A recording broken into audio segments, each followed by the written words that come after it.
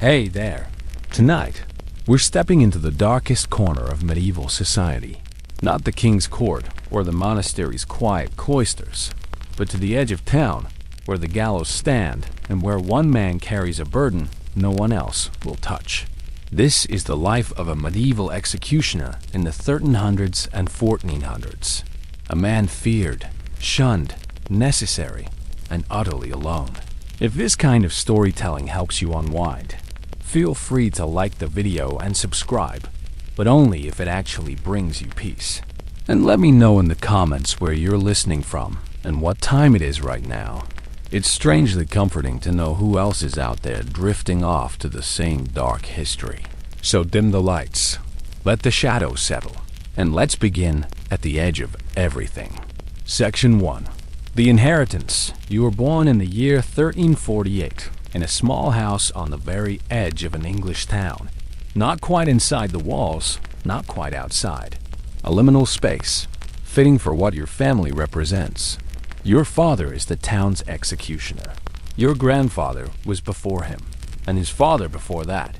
This is not a profession anyone chooses. It chooses you, or more accurately, it traps you. Your bloodline has been marked for 3 generations now, and there is no escape. The house is small, timber-framed, with a thatched roof that sags in the middle. It sits near the town's latrines, downwind from everything pleasant. The smell is constant.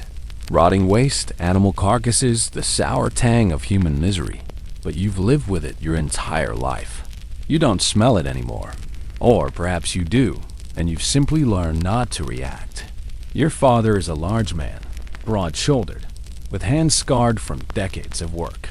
Not just the executions, though those leave their marks too, but also from his other duties. Disposing of dead animals, cleaning cesspools, taxing prostitutes and lepers.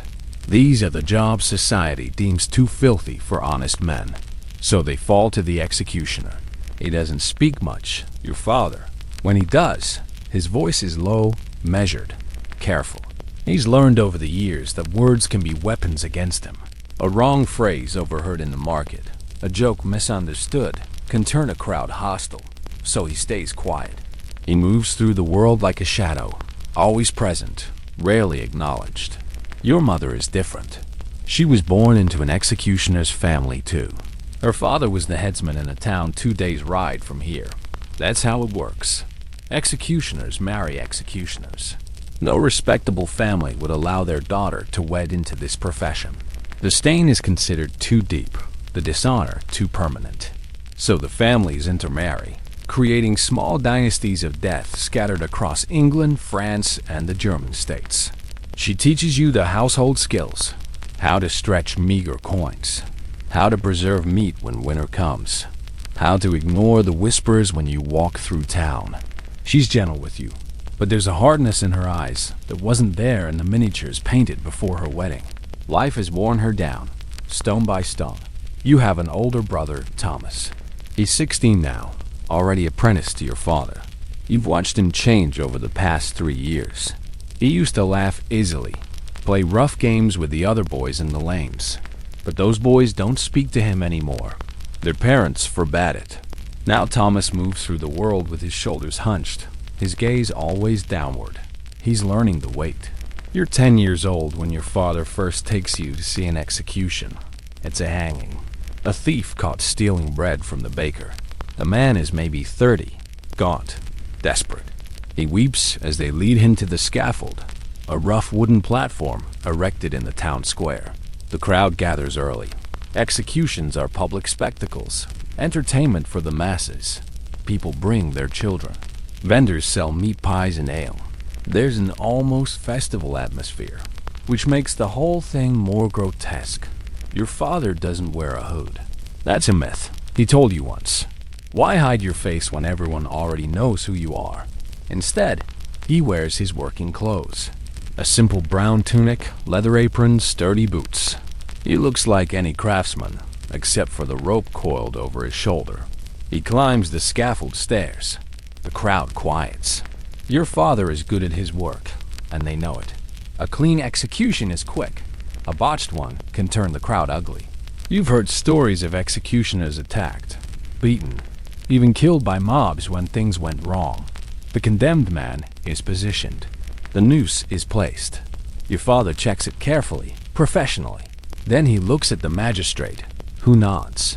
Your father steps back. The platform drops. It's not instant. The man jerks, his body convulsing. His face turns purple. His legs kick weakly. It takes several minutes. You can't look away, though you want to. Your father stands perfectly still, watching with an expression that gives nothing away. When it's finally over, when the body hangs limp and still, your father cuts it down. The family claims the corpse.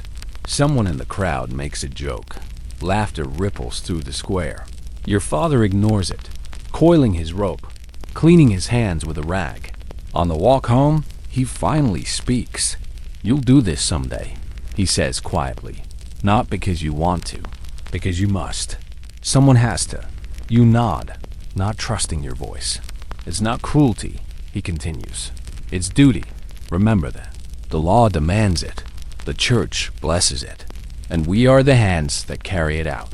We are necessary, but not welcome, not honored, not loved. That night, you lie awake on your straw mattress, staring at the dark timbers above your head. You think about the man on the gallows, his purple face, his kicking legs, the way the crowd laughed. You're 10 years old, and you already know your entire future. Section 2, Apprenticeship in Death. By the time you turn 14, your apprenticeship begins in earnest.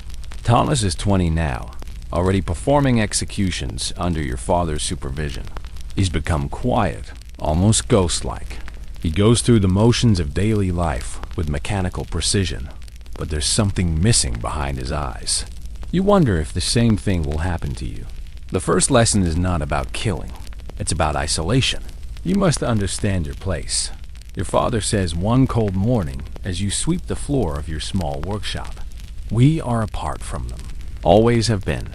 Always will be. He explains the rules. Executioners and their families cannot enter most churches during regular services. You must sit in a designated area at the back, near the lepers and the prostitutes. You cannot drink from public wells. You cannot join guilds or fraternities. Your children cannot attend certain schools. You cannot touch others casually. If you bump someone in the market, they will spit and cross themselves. We are considered unclean, he says, without bitterness. It's simply a fact. Not in God's eyes, perhaps, but in theirs. The second lesson is about the tools of your trade. Your father's collection is kept in a locked chest in the corner of the workshop. He opens it with a heavy iron key. Inside, ropes of varying thickness, each coiled precisely. An axe, its blade kept sharp and oiled. A sword, less common but sometimes required for nobility. Branding irons, whips, tools for torture, though he uses those less frequently. The rack and thumbscrews are kept in the town's dungeon, maintained by the jailer. Each tool has its purpose, he explains, lifting the axe. This is for beheading. You must aim for the gap between the neck bones. Strike hard. Strike clean. A second blow is a failure. He shows you how to tie a proper noose, how to calculate the drop for a hanging based on the condemned's weight. Too short, and they strangle slowly. Too long, and the head may tear off, which is considered undignified and brings shame to your family name. We are craftsmen, he insists. We do our work well, or we face consequences. What consequences? He doesn't need to say. You've heard the stories. Executioners beaten by crowds. Executioners who fled towns in the night after a botched execution. One man, in a town to the north, was hanged by his own noose after he accidentally decapitated a nobleman's daughter with 3 clumsy strokes instead of 1. The third lesson is about the condemned. Never ask what they did. Your father warns. That's not your concern. The court has judged them. The magistrate has signed the warrant. You are simply the instrument. But he also teaches you to treat them with a strange sort of dignity, to allow them final words, to not mock or abuse them unnecessarily. Their suffering ends with death, he says. Ours continues. Some executioners, he tells you, develop reputations for mercy. If the condemned slips them a coin or two, they might ensure a quicker death, a tighter noose, a sharper blade. Your father claims he never accepted such bribes, but you're not entirely sure you believe him. The fourth lesson comes not from words, but from watching. You begin attending every execution. Hangings mostly. Theft is common. So is poaching, adultery, heresy. The church is particularly ruthless with heretics.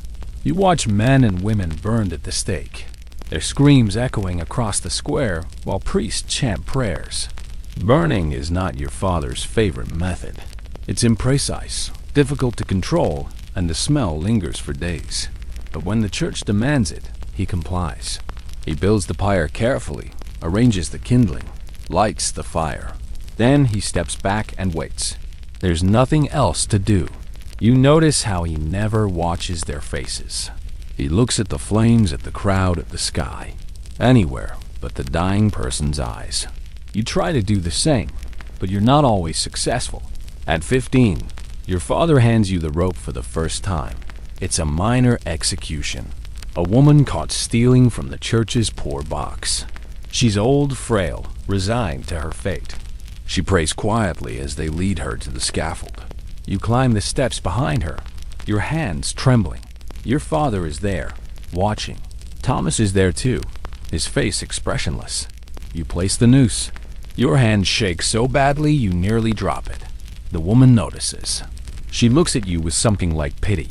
"First time, boy?" she whispers. You nod, not trusting your voice. "Do it clean," she says. "I'm ready." The magistrate signals. You step back. The platform drops. She dies quickly, relatively painlessly. When it's over, your father claps you on the shoulder. It's the only affection he's shown you in years. "You did well," he says. But that night, you vomit in the yard behind your house. You can't stop shaking. Thomas finds you there, brings you water, sits with you in silence.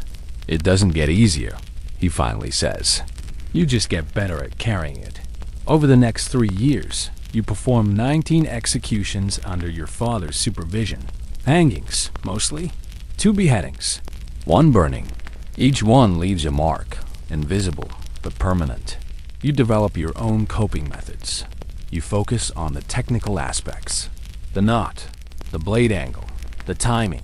You turn it into mathematics, mechanics, anything but what it actually is. Taking a life. The executions blend together after a while. Faces become blurred. Names are forgotten. But certain details stick. The way one man's hands wouldn't stop shaking. The woman who sang a hymn as they lit the fire. The young thief who looked so much like your brother that you had nightmares for weeks. Your father watches your technique improve. He corrects small errors, praises efficient work, but he never asks how you're coping. Perhaps he doesn't want to know. Perhaps he already does. By the time you turn 18, your father's health begins to fail. Years of heavy work, stress, and social isolation have taken their toll. He moves slower now. His hands shake when he ties knots. One morning, during a hanging, he misses the platform drop. The condemned man falls badly, hits the edge of the scaffold, breaks his neck on the way down instead of from the noose. It's technically a successful execution. The man is dead. But the crowd mutters. Someone throws a rotting cabbage. It misses your father, but splatters against the scaffold.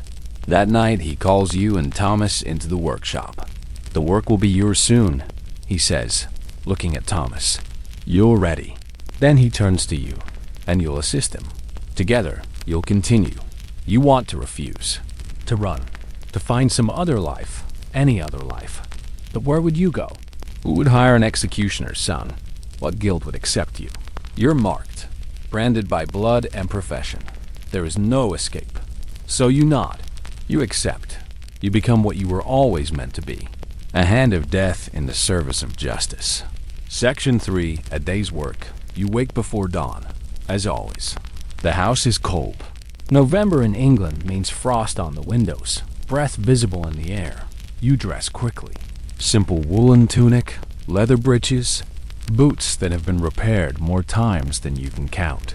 The clothes are clean but worn, patched in places. Executioners earn decent wages, but the work is irregular and you must save for lean periods. Your wife, Margaret, is already awake, stirring the fire in the hearth.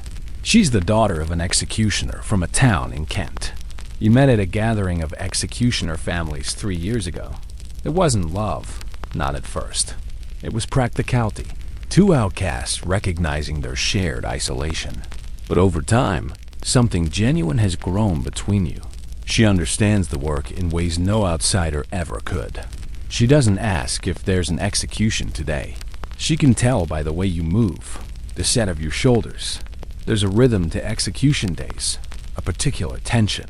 You eat a simple breakfast. Bread, cheese, weak ale. Your hands are steady. That's important. Trembling hands make for sloppy work. Thomas arrives as you're finishing. He lives 2 streets over with his own family. He's 28 now, the senior executioner since your father's death 2 years ago. The work has aged him. His hair is already graying at the temples. Beheading today, he says without preamble. Nobleman, treason. Your stomach tightens. Beheadings are high profile, high pressure. Nobility expects a clean, dignified death. One stroke. If you fail, if it takes multiple blows, the shame will follow your family for years. Who? You ask. Thomas shakes his head. Does it matter? It doesn't. It never does. But you ask anyway, because it helps you prepare mentally. Knowing if the condemned will be defiant or resigned, young or old, prepared or terrified. Lord Edmund of somewhere, Thomas says, plotted against the king. Or so they claim. You know how these things go. You do. Noble executions are often political theater. Guilt is secondary to necessity. You gather your tools. The axe, primarily. It's been in your family for 2 generations. The blade replaced 3 times, the handle twice. But the weight is familiar, comforting almost. You also bring the whetstone. You'll sharpen the blade on sight. The crowd likes to see it. It adds to the ceremony. The execution is scheduled for midday in the main square. By the time you arrive, shortly after dawn, the scaffold is already being constructed by the town's carpenters. It's a raised platform, about 5 feet high, with steps leading up to it. A block of wood sits in the center, stained dark from previous use. You inspect everything. The platform's stability, the block's height and angle, the space around it, making sure there's enough room for the swing. Thomas watches, occasionally offering suggestions. He's done more of these than you. His advice is valuable. The crowd begins gathering around mid-morning. Executions are free entertainment, particularly noble ones. People bring food, find good viewing spots, settle in as if for a play. Children run between their legs, excited by the spectacle. You try not to look at them. The condemned arrives at noon, transported in a cart from the tower where he's been held. Lord Edmund is perhaps 40, well-dressed despite his imprisonment. He's pale but composed. Some nobles break down at this point, weeping or begging. Others maintain their dignity until the end. Lord Edmund appears to be the latter. A priest accompanies him, murmuring prayers. The nobleman listens politely, but his eyes are distant, already seeing something beyond this moment. You and Thomas wait at the base of the scaffold. The magistrate reads the charges and sentence. The crowd listens, but not too carefully. They're here for the finale. Lord Edmund climbs the stairs steadily. No one has to drag him. That's good. Struggling makes everything harder. On the platform, he's allowed a final statement.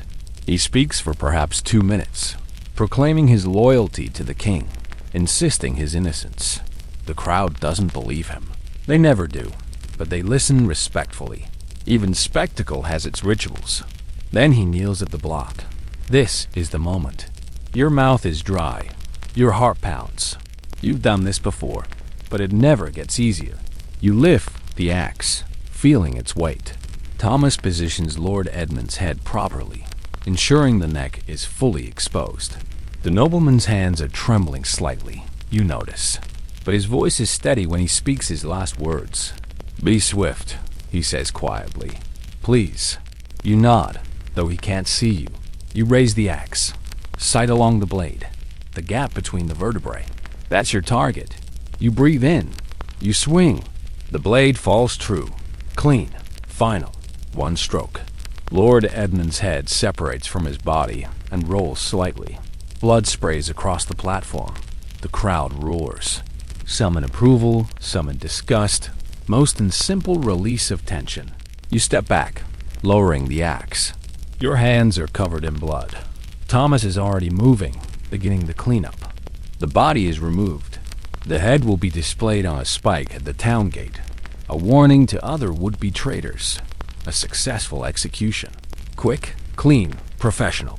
But as you climb down from the scaffold, a child in the crowd points at you and screams. His mother pulls him away, covering his eyes. You're not sure if he's frightened by the execution or by you. Probably both. You and Thomas are paid by the magistrate's clerk. 15 shillings. More than a laborer earns in a month, but it must last. Executions are irregular. Sometimes weeks pass between them, sometimes months. You walk home in silence. The blood on your hands is dried, gone dark and crusty. Margaret will have water heated. You'll scrub yourself clean, though the stain never truly fades. That night, lying in bed, you stare at the ceiling and think about Lord Edmund's last words. Be swift, please. You were. You gave him that mercy. But it doesn't make you feel merciful. It just makes you feel tired. Section 4. The other duties, executions, are dramatic, but they're not your only work. In fact, they're not even the majority of it. Most of your time is spent on tasks that society deems too unclean for respectable citizens, but necessary nonetheless. 3 times a week, you make rounds through the town's red light district, collecting taxes from the prostitutes. It's uncomfortable work, not because of the women themselves, but because of the assumptions people make. You're the executioner. You walk among the dishonored. Therefore, you must be dishonored too. The prostitutes treat you professionally. They know you're not a customer, not a threat. You're just another part of the system that both exploits and protects them. You collect the coins, mark the amounts in your ledger, and move on. Sometimes one of them tries to short you. You don't press too hard. Their lives are difficult enough. You also tax the lepers, though this work has decreased in recent years.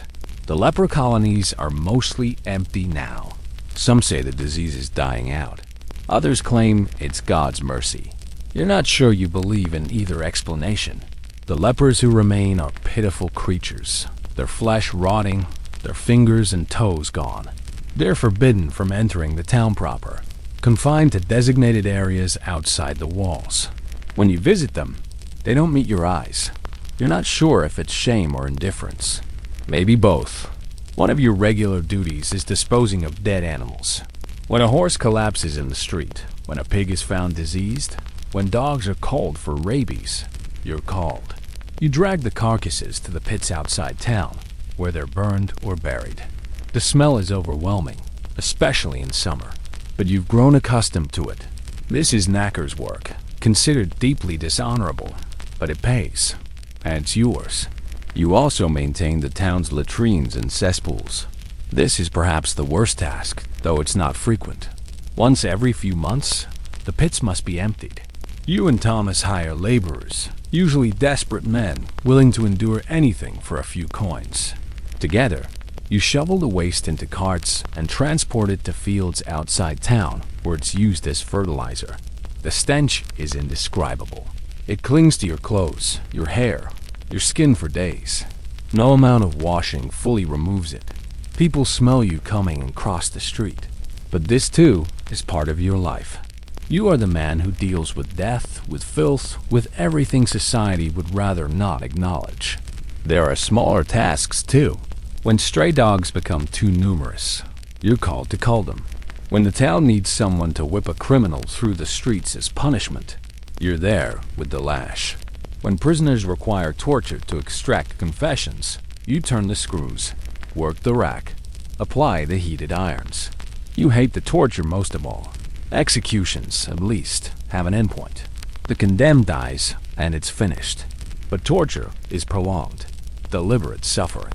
You watch men scream, beg, confess to crimes they may or may not have committed, just to make it stop.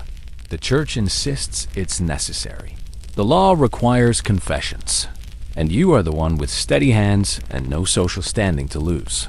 So you do it. You turn the wheel of the rack another notch. You heat the irons until they glow. You apply pressure until something breaks, bone or will. And then you go home, wash your hands, and try to sleep. Most nights, you can't. Margaret understands, in her own way. She was raised in this life. Her father tortured men too. Her brother does now in another town. It's the family business. Sometimes lying in the dark, she reach over and take your hand. She doesn't say anything. She doesn't need to. The touch is enough. A reminder that you're not entirely alone, even if the whole world has turned its back. One afternoon, you're called to the magistrate's office. There's a problem. A man has been convicted of forgery. He altered documents, forged seals, impersonated officials. It's a serious crime, but not usually capital. The sentence is branding, a hot iron to the forehead, marking him permanently as a criminal. The magistrate hands you the branding iron. It's shaped like an F for forger. Do it in the square, he says. Public display. Make sure everyone sees. The man is brought out, struggling and weeping. He's young, maybe 25. He claims he was desperate, needed money to feed his family. It might be true, it might not. It doesn't matter. 4 guards hold him down. You heat the iron in a brazier until it glows orange. The crowd watches, silent for once. Branding is less entertaining than execution, but still worth witnessing. You approach. The man's eyes are wide with terror. He's begging, pleading for mercy. You ignore him, not out of cruelty, but because hesitation only prolongs the suffering. You press the iron to his forehead. The smell of burning flesh fills the air. The man's scream is inhuman, animal. It goes on and on. When you pull the iron away, the F is seared perfectly into his skin. He'll carry that mark for the rest of his life. No one will hire him. No guild will accept him. He'll likely turn to begging or crime again, because there's nowhere else for him to go. You've just destroyed his future. Not killed him, but perhaps done something worse. That night you drink more than usual. Margaret doesn't comment. She just sits beside you, mending clothes, letting you process in your own way. This is your life. Not glorious, not heroic, just necessary work that leaves scars on everyone it touches. Section 5, Social Isolation. You live on the edge of town in every sense. Physically, your house is built beyond the main walls, near the waste pits and tanneries. Socially, you exist in a twilight realm, acknowledged but never accepted. When you walk through the market, people part before you, not out of respect, but revulsion. Mothers pull their children close. Merchants watch you carefully, making sure you don't touch their goods. If you accidentally brush against someone, they'll spit and mutter prayers of cleansing. You cannot drink from public wells. There's a designated well for unclean professions. Executioners, tanners, knackers, prostitutes, lepers. The water is the same as anywhere else, but the separation is what matters. You are marked, separated, kept at a distance. Church is a complicated territory. Technically, you're Christian, baptized, confirmed, theoretically saved. But during regular Sunday services, you must sit in a designated area at the very back, near the door. Not in the pews with respectable citizens. You sit with the lepers in their hooded cloaks, the prostitutes in their required yellow badges, the other outcasts of society. Some churches don't allow you inside at all during regular hours. Instead, there's a special early morning service, held before dawn, specifically for the dishonorable. You attend when you can, kneeling on cold stone floors, listening to a priest recite prayers with barely concealed distaste. You're not sure the prayers do much good. If God is merciful, He already knows your heart. If He's not, prayers won't change His mind. Your social circle is limited to other executioner families and those in similarly shunned professions. Once a year, there's a gathering. Executioners from across the region meet in a designated town. It's part business, part social event. You discuss techniques, share tools, arrange marriages for your children. It's the only time you feel normal. Surrounded by people who understand the weight you carry, who don't flinch when you approach. You drink together, laugh together, complain about the work. For 3 days, you're not an outcast. You're just a man among men. Then you return home and the isolation closes in again. Your children bear the stain too. You have 2 sons, ages 8 and 5. They're too young to understand fully, but they're learning. The other children won't play with them. Parents warn their kids to stay away from the executioner's boys. Your older son, William, came home crying last month. Some boys had beaten him, calling his father a murderer, calling him cursed. You wanted to confront their parents, but Margaret stopped you. It will only make things worse, she said quietly. They already hate us. Don't give them more reason. She was right, of course. So you held your son, let him cry, and taught him the same lesson your father taught you. You are apart. You will always be apart. Accept it or be destroyed by it.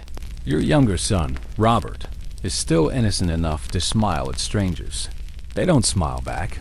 Soon, he'll learn why.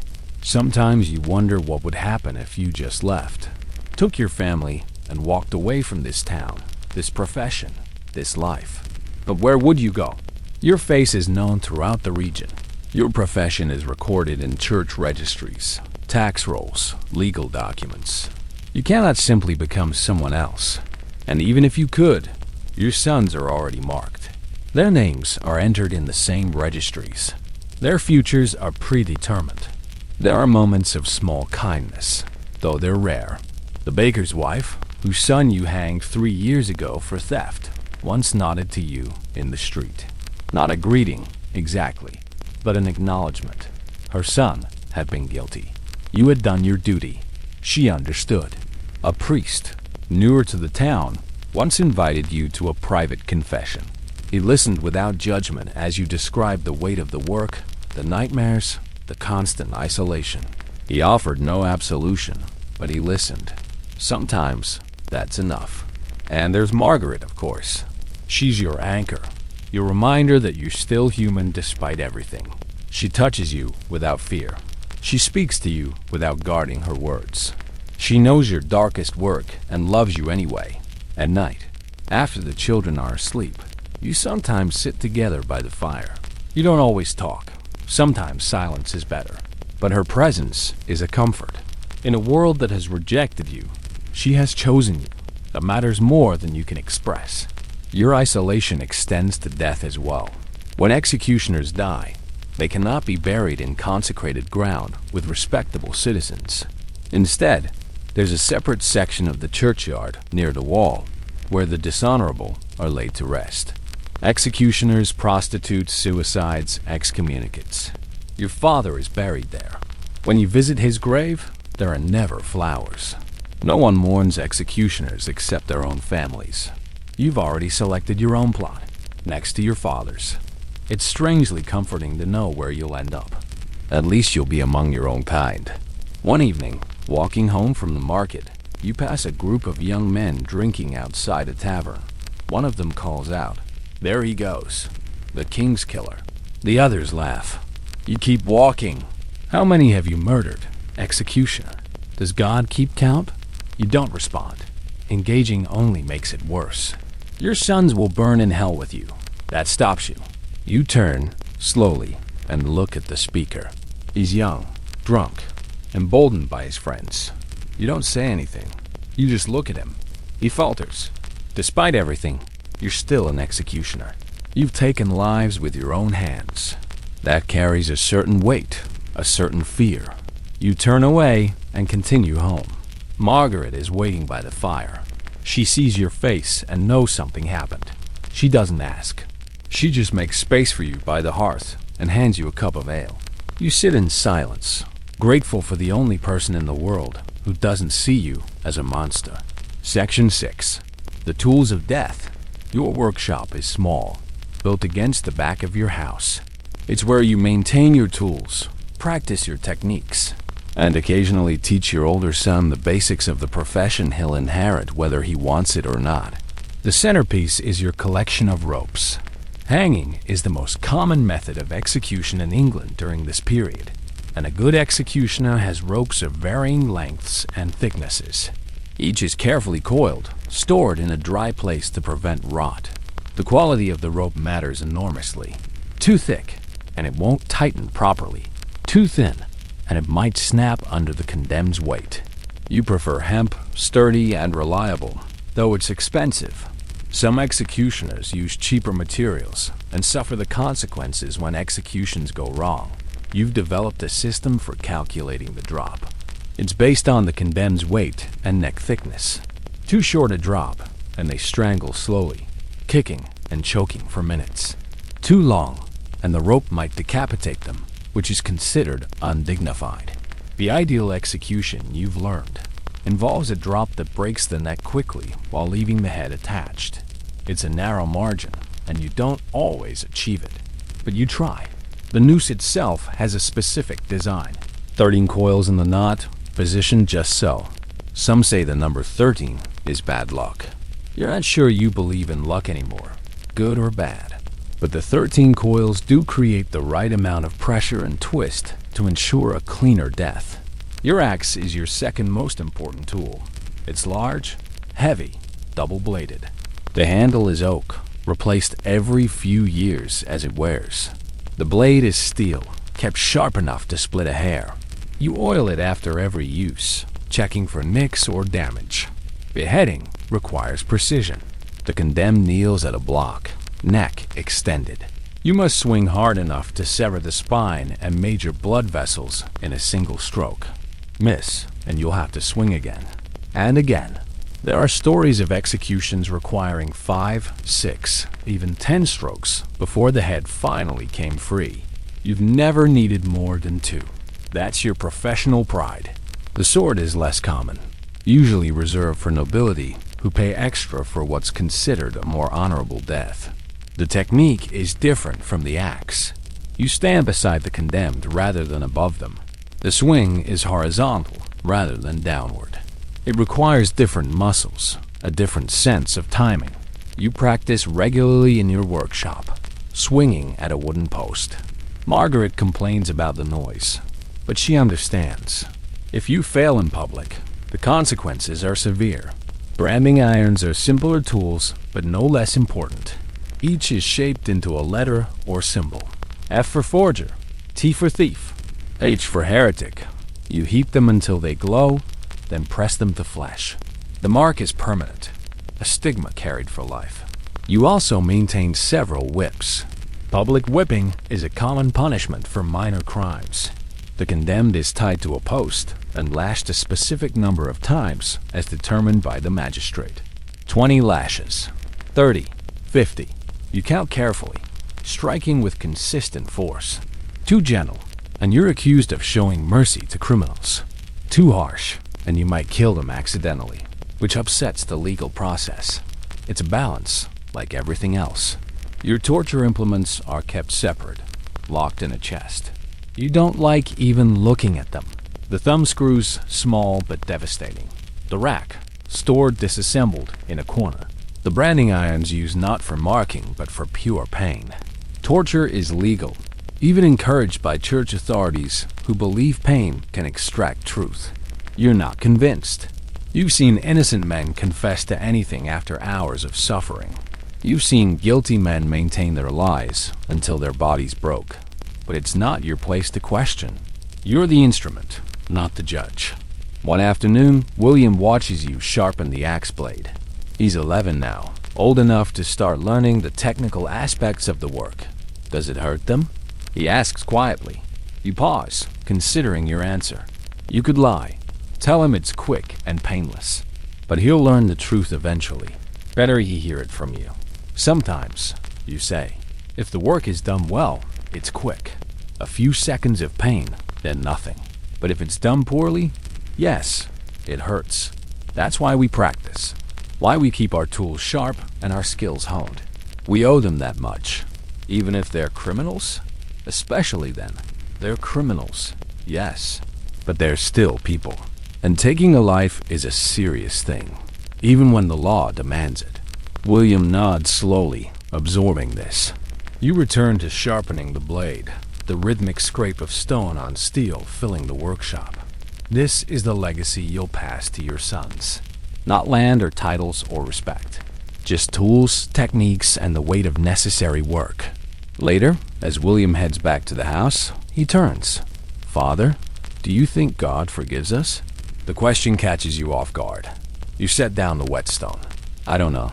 You admit, I hope so, but I'm not sure hope is enough. He doesn't ask anything else, just nods and leaves. You sit alone in the workshop, holding the axe, wondering the same thing you've wondered for years. If God does keep count, what's your total? And when you finally stand before him, will he understand you were just following orders? You're not sure, but you keep sharpening the blade anyway, because tomorrow there might be another execution. And whether God forgives you or not, the work must be done well. Section 7. The cost. You're 33 years old when the nightmares begin. They've always been there, lurking at the edges of sleep.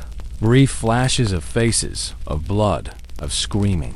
But you could usually push them aside, wake yourself up, return to the comfortable darkness of ordinary sleep. Not anymore. Now they come every night. Vivid, detailed, inescapable. You're on the scaffold, axe in hand. But when you swing, the blade moves in slow motion. It cuts partway through the neck and stops. The condemned is still alive, screaming, blood pouring from the wound. You pull the axe free and swing again, and again, but it never fully cuts through. The crowd is angry now, throwing things, shouting. Your father is there, shaking his head in disappointment. Thomas is there, turning away in disgust.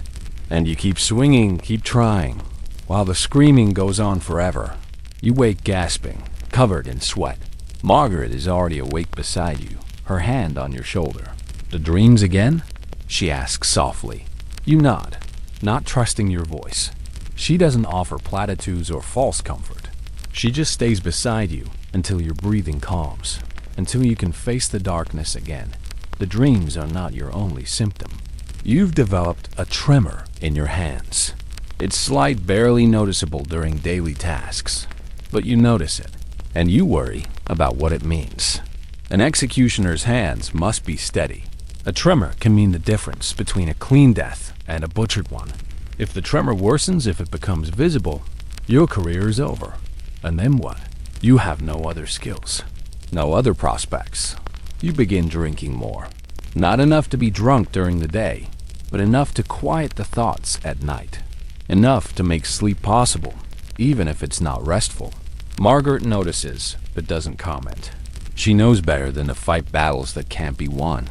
The weight of the work manifests in other ways too. You've become more isolated, even within your already isolated world.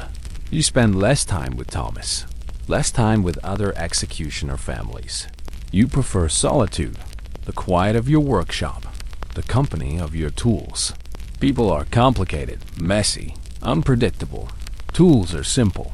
Clean them, oil them, store them properly, and they work. There's a comfort in that simplicity. Your temper is shortened too. Small things irritate you. Children playing too loudly. Margaret asking too many questions. William moving too slowly during practice. You snap at them, say things you don't mean, then hate yourself for it. But you can't seem to stop.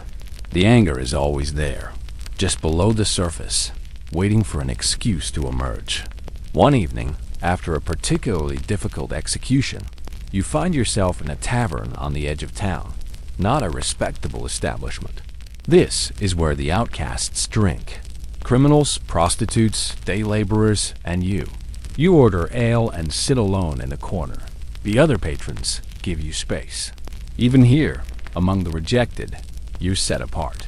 A prostitute approaches, perhaps mistaking you for a potential customer. She's young, maybe 20, with tired eyes and a forced smile. Lonely, love? She asks. You shake your head. Just drinking. She recognizes you then. Her smile falters. You're the executioner. I am. She should leave. Most people do. But she hesitates, then sits across from you. Must be hard, she says quietly. What you do? You look at her, surprised by the sympathy. Most people think I'm a monster. Most people are fools. She signals for her own ale. I've seen real monsters. You're just doing a job. You talk for a while. Not about anything important. Just the weather, the price of bread, the latest gossip. She doesn't judge, doesn't flinch. For an hour, you're just two people sharing drinks. When you finally leave, pressing a few coins into her hand for her time, she says something that stays with you. We all carry weight, executioner. Yours is just more visible than most. You walk home slowly, thinking about her words. She's right, in a way. Everyone has burdens. Yours are just displayed on scaffolds in front of crowds. But that doesn't make them lighter. The next execution is different. Routine, technically. A thief, a hanging, nothing unusual. But as you place the noose, your hands shake. Just for a moment, barely noticeable, but you feel it. The execution goes smoothly. No one notices your tremor, but you know. And you spend the rest of the day in your workshop, practicing knots over and over, trying to train the steadiness back into your hands. Thomas stops by that evening. He's noticed something is off. You all right? He asks. Fine. You lie. He doesn't believe you. Father had tremors too, near the end. Started drinking to manage them. I know. It didn't help. Made things worse. You don't respond. What is there to say? You know the drinking is a problem. You know the tremors are getting worse. You know you're following the same path your father took, but you don't know how to stop. Thomas sits beside you in silence. Then he says something unexpected. I'm thinking of stopping. You turn to him, shocked. Stopping? The work. All of it. I've saved some money. Enough to buy a small farm, maybe. Get away from this life. And do what? Who'll hire an executioner as a farmhand? I'll figure something out. Anything is better than this. He gestures around the workshop. But you know he means more than just the room. He means the whole existence. The isolation, the weight, the slowly grinding destruction of the soul. What about me? You ask. What about the work? You'll manage. You're good at this. Better than I ever was. The words don't feel like a compliment. Thomas leaves shortly after, and you're alone again with your tools, your tremors, and your thoughts. That night, the nightmares are worse than ever. Section 8. The breaking point. The execution is supposed to be routine. A woman convicted of witchcraft. She's old, maybe 60, bent with age and hardship. She's been tortured already, in the dungeon. They extracted a confession, as they always do. She's to be burned at the stake. You hate burnings. They're unpredictable, cruel, and the screams haunt you for days afterward. But the church insists, and when the church demands, you comply. You build the pyre in the town square. Logs arranged carefully, kindling stuffed between them. The stake in the center, iron chains ready to secure the condemned. The crowd is larger than usual. Witch burnings are prime entertainment. People believe they're watching the destruction of evil, the cleansing of their community. They bring children to watch, to learn what happens to those who consort with darkness. The woman is let out. She's barely able to walk. The torture has broken something inside her, body or spirit or both. She doesn't resist as they chain her to the stake, doesn't plead or cry. She just stands there, vacant-eyed, already gone in some fundamental way. The priest performs the ritual condemnation. Holy water is sprinkled. Prayers are recited. The woman is given one last chance to repent, to beg God's forgiveness. She doesn't respond. Maybe she can't. You light the kindling. The fire catches quickly, too quickly. You've built many pyres, and you know how they should burn. This one is too hot, too fast. You realize immediately that it's going to be worse than usual. The flames reach the woman faster than expected. She suddenly comes back to herself, awareness flooding her eyes as the pain registers. She starts screaming, not words, just raw, animal sounds of agony. The crowd watches, rapt. Some cross themselves. Others cheer. A few look away, but most stare, fascinated by the spectacle.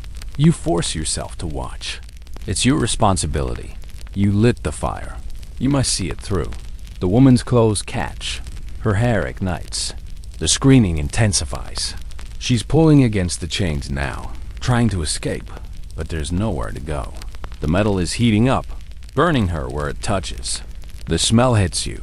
Burning hair, burning flesh, burning fat. It's thick, cloying, inescapable. Some people in the crowd are vomiting, but most are still watching. It takes 12 minutes. You count them. Each second stretching into eternity. Each scream driving deeper into your skull. When it's finally over, when the screaming stops and there's nothing left but charred bone and ash, you're shaking. Not just your hands. Your entire body. The crowd disperses, satisfied. The priest blesses the sight. The magistrate nods his approval at a job well done. But you can't move. You stand there, staring at what's left of the woman, and something inside you breaks. Thomas finds you an hour later, still standing there. The square is empty now. The ashes are cooling. You haven't moved. Come on, he says gently, taking your arm. It's done. Let's go home. You let him lead you away, but you're not really there. You're still hearing the screams, still smelling the burning. Margaret takes one look at you when you arrive home and knows. She doesn't ask questions. She just guides you to bed, brings water, sits with you as you stare at the ceiling. The nightmares that night are worse than anything before. Not just the old woman burning, but every execution you've ever performed. They blur together, faces melting into each other, screaming in chorus. You wake up shouting. Margaret is there, as always. But this time, even her presence doesn't help. You spend the next 3 days in bed. Not sick, exactly, but broken. Unable to face the workshop, the tools, the possibility of doing it again. William brings you meals. He's old enough now to see the truth. His father, the executioner, the man who supposedly has nerves of steel and a heart of stone, is falling apart. On the 4th day, Thomas visits. There's another execution scheduled, he says quietly. Next week. They're asking for you. You shake your head. I can't. You have to. It's the job. I can't do it anymore, Thomas. I can't. Thomas is quiet for a long moment. Then he sighs. I understand. I'll handle it. This time. But you need to decide. Are you stopping, or are you just taking a break? You don't have an answer. He leaves, and you're alone again with your thoughts. Margaret comes in later, sits on the edge of the bed. What are you going to do? She asks. I don't know. You could stop. We have savings. We could manage for a while. And then what? Who am I if I'm not an executioner? It's all I know. All I've ever been. You're a husband, a father. That's enough. But you're not sure it is. Your entire identity is wrapped up in the work. Without it, what remains? Over the next week, you wrestle with the decision. The tremors are worse. The nightmares don't stop. But the idea of walking away from the profession, of abandoning the role your family has held for 3 generations, feels like betrayal. Your father did this work until he physically couldn't. Your grandfather before him. They endured. They didn't break. But maybe they did. Maybe they just hit it better. You think about the old woman burning, about Lord Edmund's severed head, about the thief who looked like your brother, about every face, every scream, every drop of blood. And you realize Thomas was right. Anything is better than this. Section 9. The aftermath. You inform the magistrate that you're stepping down. He's not pleased. Good executioners are hard to find, and training a replacement takes time, but he accepts it. You're too valuable to punish, and forcing a broken executioner to continue would only lead to botched executions and public unrest. Thomas takes over fully. He hires a younger man as his assistant, someone from another executioner family. The work continues without you. At first, the relief is overwhelming. You don't have to tie nooses anymore. Don't have to sharpen the axe. Don't have to watch people die by your hand. But the relief doesn't last. The nightmares continue. The tremors worsen. And now you have too much time to think, to remember, to count all the lives you've taken. You try to find other work, but it's impossible. No one will hire an executioner, former or otherwise. You're marked, branded by your profession, as surely as the criminals you once branded yourself. You attempt farming, using what little savings you have to rent a small plot of land. But you're not a farmer. You don't know how to coax life from soil when all you've known is death. The crops fail. The money runs out. Margaret picks up work where she can, mending clothes, helping with births. But it's not enough. By the end of the first year, you're desperate. You swallow your pride and return to Thomas. I need work, you tell him. Any work. He looks at you sadly. I can't hire you back. The magistrate made that clear. Once you leave, you're done. Not executions. The other stuff. The animal disposal. The latrine cleaning. Anything. So that's what you become.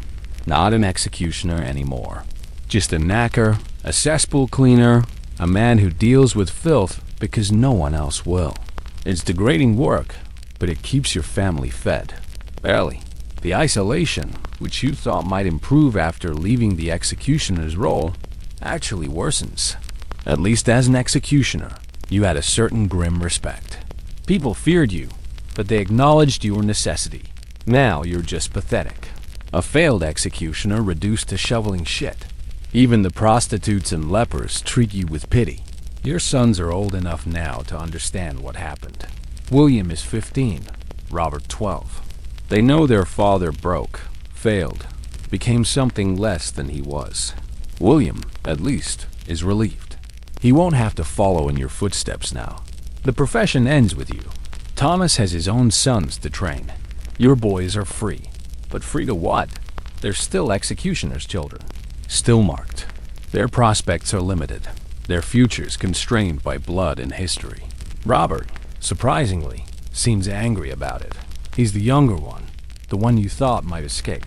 But he confronts you one evening. You were supposed to be strong, he says. His voice is shaking. Whether from anger or fear, you can't tell. Everyone said executioners were hard, that they didn't break. But you did. I'm sorry. You say, it's all you can offer. Sorry doesn't fix anything. He's right. It doesn't. Margaret tries to mediate, to explain that everyone has limits, that you did the best you could. But Robert won't hear it. He storms out, and you don't see him for 2 days. When he finally returns, he won't look at you. Something between you has broken, and you're not sure it can be repaired. The drinking, which you'd hoped would decrease after leaving the work, actually intensifies. Now you're not drinking to manage the tremors or quiet the nightmares. You're drinking to forget, to escape, to feel nothing for a few hours. Margaret tries to hide the bottles, to limit your access, but you always find more, always find a way. One night, deep in your cups, you stumble through town. It's late, past midnight. The streets are empty, except for a few stray dogs and you. You find yourself at the square where you performed so many executions. The scaffold has been dismantled, but you know where it stood. You can still see it in your mind, still hear the crowds. You fall to your knees in the dirt and weep, not quietly, not with dignity, just raw, ugly sobbing. A voice speaks from the darkness. Get up, executioner. You look up. It's the priest, the one who listened to your confession years ago. He's old now, bent with age, but his eyes are sharp. I'm not an executioner anymore, you say. Once an executioner, always an executioner. The work may stop, but the weight remains. You don't argue. He's right. He helps you to your feet, surprisingly strong for his age. Come with me.